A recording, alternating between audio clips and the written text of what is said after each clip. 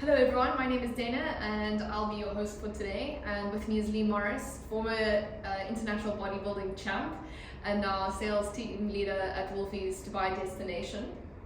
This week we'll be talking about cycling in Dubai and what it's like to ride in the desert, the infrastructure and how you can join riding groups.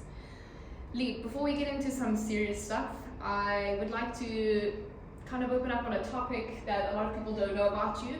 Of course, as I mentioned, you were a former international bodybuilding champ. Can you tell our listeners a little bit about that?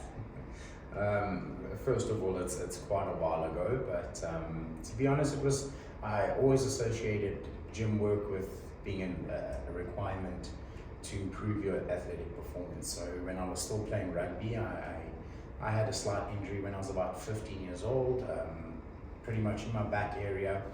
And the recommendation was that I get into the gym and start core work, and that started my love with, going to the gym, hitting the weights. And then when my rugby career kind of moved away, I obviously needed something to really apply myself to and to be disciplined, because I believe, any form of sport does encourage a discipline. And I got into the bodybuilding, and it just took off. The first initial thing to do was to try and transform myself, to try and do a body transformation. I'd always, when I was young, struggled with being overweight and, not appreciating what I saw in the mirror. And with bodybuilding, it kind of came naturally. And within the first couple of months, my body responded very well to that specific training. And the person that was coaching me at the time recommended that I maybe enter a competition. Entered the competition, ended up winning the competition, and then that was pretty much for the next 3 years the big focus. It did take over my life, and I threw everything I could at it, and there were some wonderful experiences, some very important lessons in life, and overall it taught me a lot about being disciplined, about also, with sport. I think one thing that can always get carried away might be your ego. When you're experiencing certain triumphs, you don't really ready yourself for maybe the drop or the decline in performance or in being valid within a specific industry. So it was a wonderful experience, but it's most definitely in the past now. I have more focus on life in general, and obviously now, as of recently, cycling and other things. I understand that you have entered in a half Ironman, so I definitely think that the triumph of how you got through in one of those competitions is going to definitely follow through to be able to perform in something like that. Yeah. Can you give us all a bit of an insight on how that's going? Because you've gone from bodybuilding and now you're in the cycling industry. It's vastly different, but definitely quite a mental game to play. Look, I think at the end of the day, I've done it every occasion. I always throw myself fully into something, and the idea kind of came from a few guys here at Wolfi's kind of discussing the possibility of doing an Ironman at some point in 2023, and I've been looking for something since my move to Dubai to kind of really inspire me to once again get into good shape, to look after my body, and to rediscover that discipline that comes along with it. So I just decided, without having done any triathlons, without having done a cycle race, without having done a running race, anything of the kind, and without having swum since probably high school, I decided I would enter the Salala half Ironman in Oman, and it's going well. The training is different. It takes a lot of dedication. Obviously, trying to do things through 3 different sports.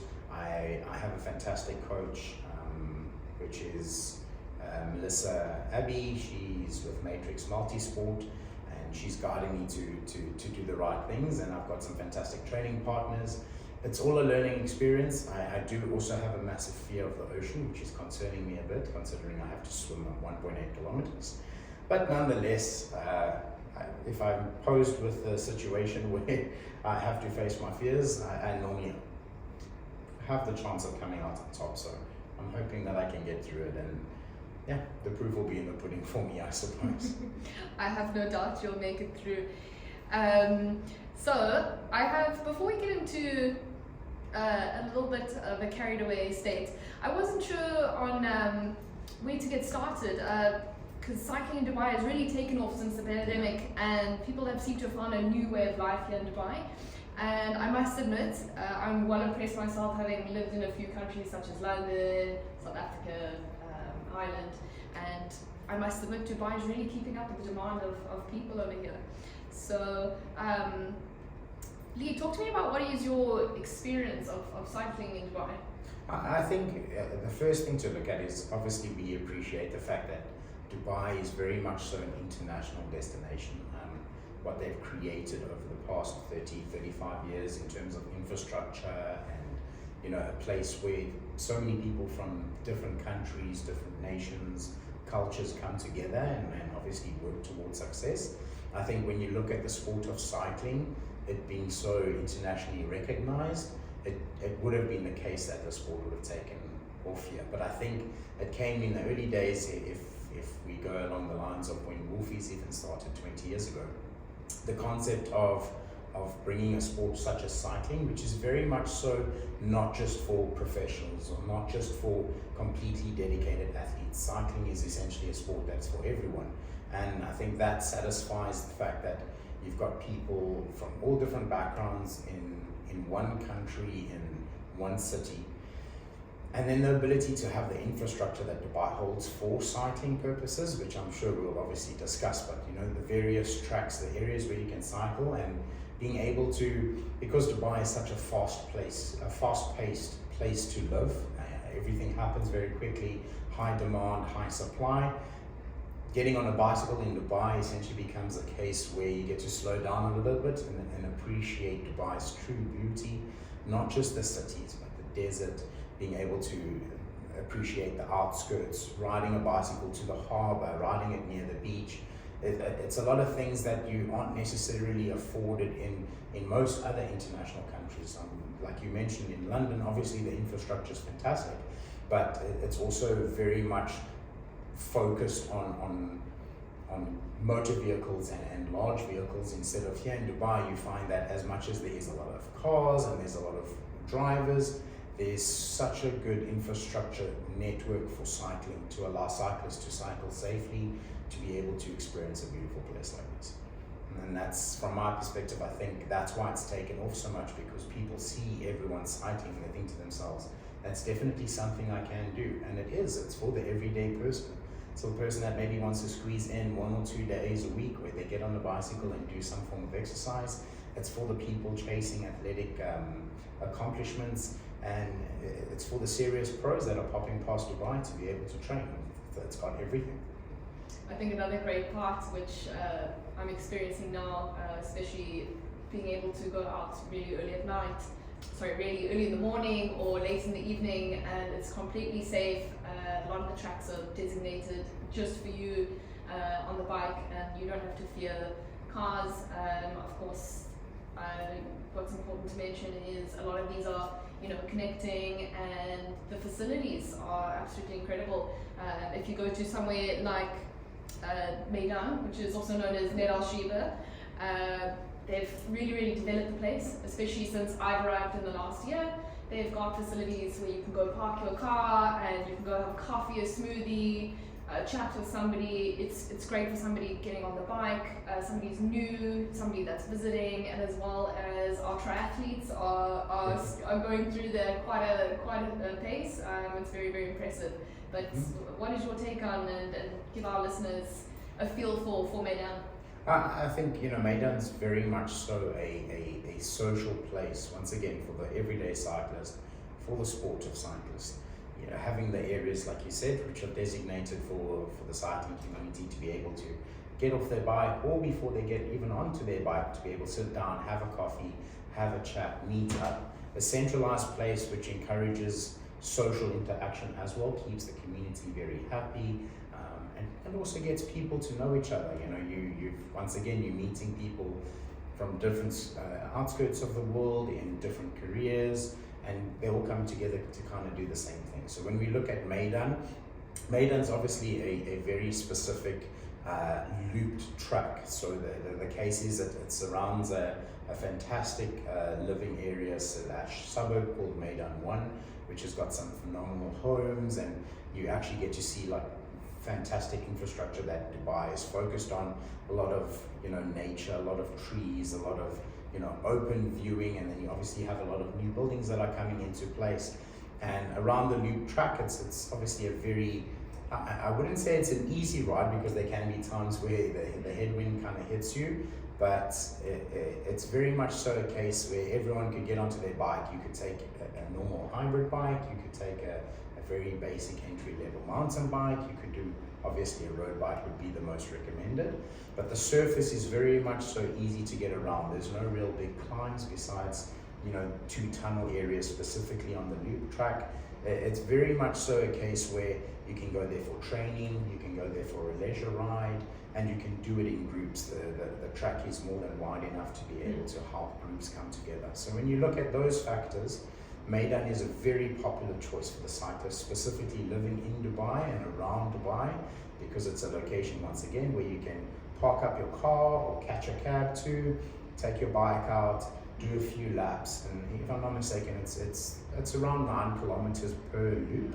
So if you end up doing 3 or 4 laps, you're really accomplishing a lot of distance, and it's a fantastic training experience.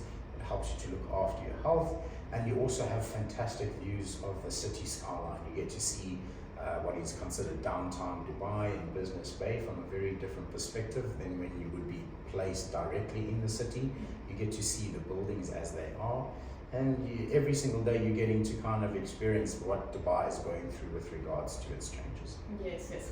What's initially quite great is if you need to go to work, there's, I think, some of the best showering facilities that I have come across anyway. So if you've gone and done a hard session, or you're riding in the middle of summer and you've got all sweaty, it's great to just throw your work clothes in the car, have a shower, and then you can get going. So I think that's quite a nice thing about that. Another very, very famous and opposite kind of look to what Meydan is the Al Qudra cycling track. Yeah. Directly out in the desert. What you can kind of experience there is literally a perfectly paved road, literally for cyclists going through there. There's no fear of cars. You can completely switch off and happily go out there and cycle. Yeah. So I know that you've done a few sessions in the desert there. Can you give our listeners an idea of what they can expect if they're going to come to Al Qudra and cycle? I think Al Qudra is essentially the quintessential experience for a cyclist in Dubai. Not just for the fact that truly the tracks will start, what is commonly known, if you had to Google it, it's called the bottom of the stick, is essentially the starting location and the main park off point for you to start your long rides. And you look at almost an 18-kilometer ride, slight incline, but to get to the actual loop of Al Qudra, which is obviously set out in the desert, out in Al Qudra. When you look at how you can essentially ride your bike in that area, be able to train for the long distances, or go out for a leisure ride, it's very much so. If we look at what's happening in today's times, Instagram savvy spots are very important. Not just to post and not for those things, but to create some memories. If you're visiting Dubai, I would recommend it. If you live in Dubai, you likely have been there, but if you haven't, I'd recommend it. I think from the case of, once again, the surface, being out in the desert is obviously very different elements to what you would at, say, for instance, Meydan cycling track. At times it can get quite windy out there, and as such, because the track is perfectly paved within the desert, often you're dealing with a bit of sand coming at you. The winds are a bit more competitive than what you would experience in the city. But at the end of the day, it's an absolutely unbelievable experience. When you look at, there's moments on your bicycle ride where you might be chatting to a friend, and then you'll just have that moment where you look around you and there's absolutely nothing but sand, and you kind of have that little inside human moment where you think to yourself, this is actually, it's beautiful, it's unbelievable.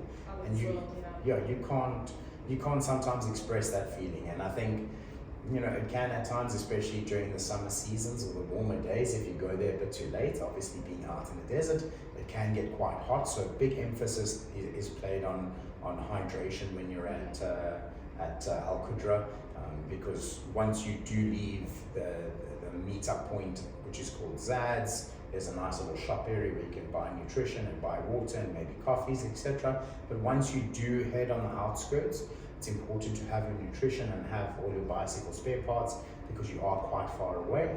There are obviously emergency contact numbers and boards all along the way, which you can memorize to make contact with people to come out and get you should you need any assistance. But I think just for the most part, Al Qudra is more about being very prepared before you head out for a cycle ride. It's not just a case of just showing up there and just getting it done. Absolutely, I'd have to agree. I was out there once myself, and this was during the summer, and I went for a night ride and my lights died. It was a very interesting experience, especially when you're not riding in the city. There's no facilities such as having lights and water and people around you, or our taxi service Kareem to just pick us up when there's a problem. So definitely that's a nice tip for people, is to be prepared when going to Al Qudra. 100%. Now, what I want to touch on is Jebel Jais. Oof.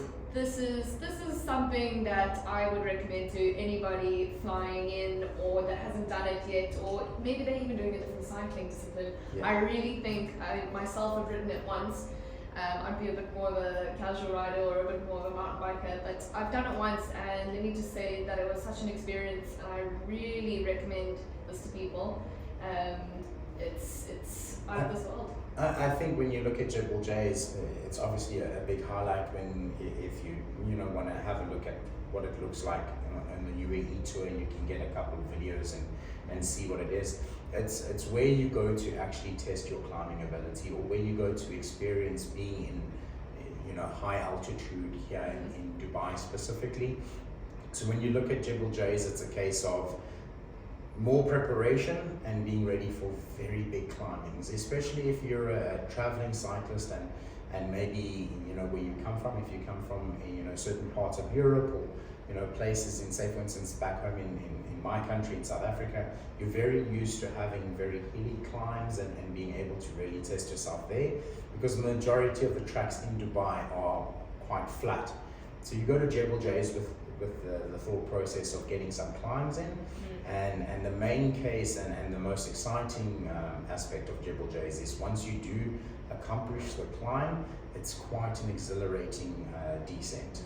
A lot of fun can be had, and once again, it's not a case of you don't have to go too fast, but you can kind of test yourself, test that little bit of grit that you have, and kind of live a little bit on the edge, get the adrenaline going. It's a very satisfactory experience, I would say. I personally had quite a lot of fun going up there, and it was just, I obviously went with a group, Ventum, and I had a great time, but they were a bit more fit than myself, and so when I was climbing up there, it was just me and the goats, which was great. I also didn't have my headphones like a lot of the other riders, and really just got to indulge in the experience of being out there in the mountains and the views. And as you said, once you reach the top, there's a great restaurant up there, and they have teas, coffees, and cakes, and a little bit of food to eat, as well as a bar. As you enter this restaurant, it overlooks the mountain that you've just climbed, and it's absolutely incredible. It's 100% worth it. It takes I'd say it takes the average rider just under 2 hours to get up there. Oh yeah, I would say that. So what we'd recommend is kind of to keep in your pace. Everyone's going to eventually meet up at the top, so don't over exaggerate yourself and it's really not important, especially if you're doing it for your first time, to really try and push yourself unnecessarily. Rather just look after yourself and just take it very easy. If you need to get off your bike, stand to the side, look around and see what's around you. But it's very important when it comes to Jebel Jais, is just to kind of take in the scenery, to be able to enjoy it that way. There's no need to overexert yourself. Trust me, you'll see the people that are pushing themselves and they have a fantastic time at it. But if you're going to be doing it for your first time or visiting to kind of experience it, I would say just take it easy, enjoy the moment. because it's more of an experience than what it is would be a training session. It does, trust me, it's probably the most testing factor, but yeah, for the majority of newbies and you know, the everyday Joes, just go out and enjoy it. That's the main thing. I just want to note before we move on to the next spot is that have no fear. There is one or two little spots along the way that is serving, you know, probably Gatorade, juices, a few gels if needed. So don't stress too much about that. But have fun with Jebel Jais. I just want to touch on one mountain biking track, which is Hatta. It's one of the most, I'd say, challenging real mountain biking tracks, should I say, if you've been riding mountain biking before. It's quite a rocky place, but it's definitely something to challenge you. From my side, it's not as paved as the other track. Mushrif Park. Sorry, yes, thank you. I totally slipped. Mushrif Park. So Mushrif Park is also a nice place for, especially somebody who hasn't done mountain biking before, but it's a little bit more. I wouldn't say it's entry level. It's very testing, but I would say it's a little bit more of a simple course where, if it's your first time mountain biking, you'll be able to give it a try. You've also got different links, like with all mountain bike tracks. There'll obviously be designated trails for you to go and attempt, and there will be recommendations based on your skill level. But I think overall Mushrif is a bit more structured. When you look at Hatta, that is more of the real mountain biking experience. And I think in Dubai we're still looking to not only create the mountain biking community. It's very much established, but you know, if you look on a worldwide scale, mountain biking is absolutely massive. Especially if you're looking in North America, South America, you're looking towards Asia, even going down towards Africa. You know, mountain biking is an unbelievably huge part of the overall cycling experience. And what we're trying to do is to emphasize that mountain biking can be an experience here in Dubai and in the UAE. And I think places like Qatar really give you the opportunity to experience that and to be able to test your grit, to test your ability to maybe go through a trail without any concerns or any fear. But it's very much so that more full-on outdoors experience, climbing, fast downhill experience, and it's exhilarating. So if you ever do have the opportunity to get onto get onto a mountain bike, it's 100% a recommendation from me. Yes. And essentially, if you would like to get out of the city, there's a bit more nature, a few more trees out there. So definitely, if you want to touch back on that side, it's a great place to go. Right. So this is a very, very important topic, especially for somebody who's not living in the UAE. There's cycling seasons here. We of course, those who live here kind of try and grin and bear it and go through the heat, but there's specific times to do that and specific ways to go about it. You know, now especially we're hitting about 40, 45, 50 degrees. It's kind of varying at the moment. There's a bit of, today in particular, there's a sandstorm, and so I just wanted to kind of touch base on how somebody can get around Dubai and maybe not being used to these sorts of temperatures. I think if you don't reside or live in Dubai and you're traveling into Dubai, I think one of the most important factors would be to consider the seasons. So looking at the summer season, which normally takes full on effect from towards the end, towards the end of April, and then will likely last all the way till around September time. You really feel that heat, you know, continuously.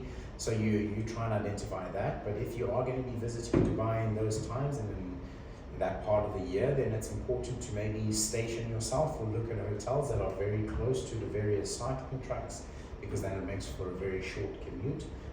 If you're not looking at renting a car, then you don't really want to travel too far, and because you obviously, you know, you can't cycle on the roads that essentially exceed 60 kilometers an hour, then you would be looking at having an easy route to the cycling tracks. And there's a host of hotels that are very close to, you know, for instance, the Meydan cycling track is pretty much surrounded by hotels that would be able to give you easy access.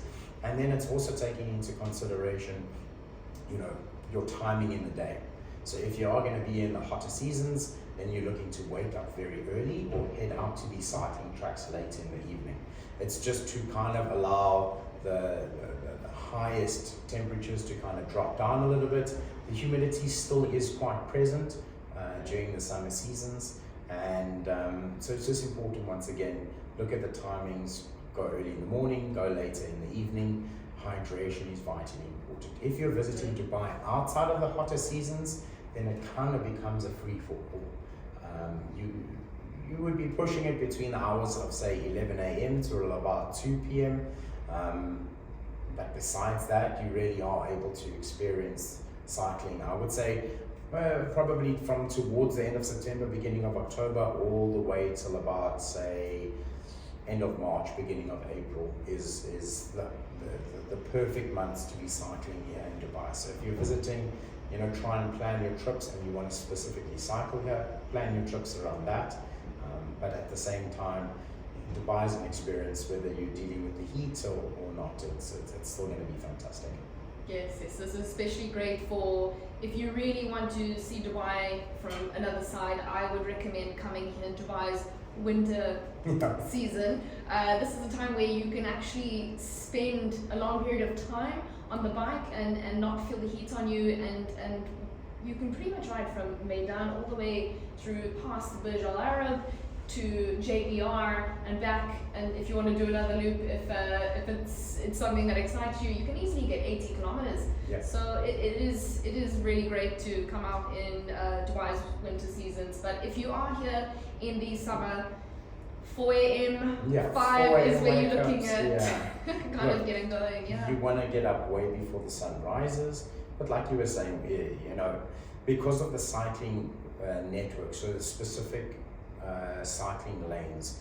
Essentially, if you start out at Meydan, there is a cycle lane that will allow you to kind of drop into downtown Dubai and then get onto the canal by Business Bay. You're able to take those, once again, all designated cycling lanes, take them all the way down to the beach line, as you mentioned, all the way past Burj Al Arab. You know, you can really put in long rides. You can do those in summer too, but it really means waking up a lot earlier, 3:30, 4 o'clock, way before the sun starts to come out, because the effect, you can get quite toasty quite quickly. It's definitely a mental challenge, I have to admit. Without a doubt. It's definitely a mental challenge. Great. Well, thanks for talking to me today. We obviously have a few more series coming, and this is quite new for us at Wolfi, so I'm hoping to bring some cool people on, have some different topics. But again, thank you for joining me today, Lee. Only a pleasure. And we'll see you next time, guys.